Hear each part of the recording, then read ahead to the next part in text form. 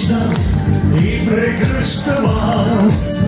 Но се да нямам, пак ще се затичам към теб в най-трудния ти час. Без теб какво би бил, дърво без хоре, без хляб и сол, без слънце и вода, по-чужд от чуждите в света. Огромен, по-сам от вятъра прониза песента. Хайде! Аз знам, Българио, аз знам, че друга няма като теб. На колене не би застанала ти в този свят. И в теб се кълнем.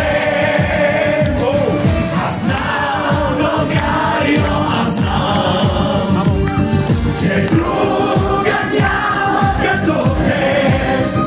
На колене не би застанала ти в този свят. И в теб се кълнем.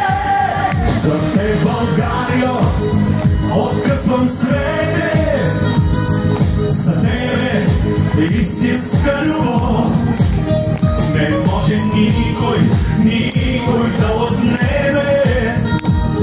Желанието наше за живот след мен не зная аз какво ще бъде, но сигурно ще бъде по-добре. И само за едно ще съжалявам, че няма да ме има някой ден.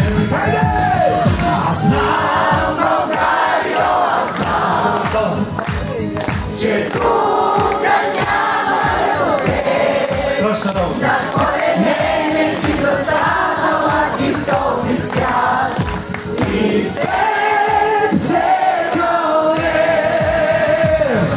Аз знам, Българио, аз знам, че друга няма като теб.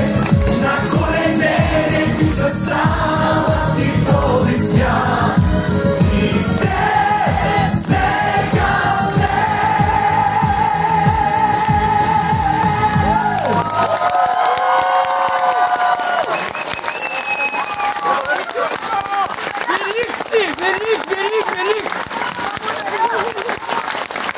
Чакайте да ви кажа нещо много важно. Мили хора, винаги когато е хубаво, сякаш минава много бързо. Върнете се назад в живота си тогава, когато сте се чувствали добре. Когато не сте искали нещо да свърши, една среща, любов. И когато се върнете назад във времето, тя е сякаш минала като миг. Както днешния концерт за мен. Просто беше хубаво и мина много бързо. Аз не усетих, кога дойде края на този концерт. Не усетих, ако ви кажа, от работа и от желание да направя всичко, което съм искал през годината, кога мина и годината. Ето пак дойде време, край на декември, време за размисли, равносметки, какво спечелихме, какво постигнахме, колко загубихме. Беше ли добра годината за нас? Аз си мисля, че една година е била добра тогава, когато сме били здрави. Когато сме имали малко повече поводи да се смеем. И когато сме направили нещо добро, но не само за себе си.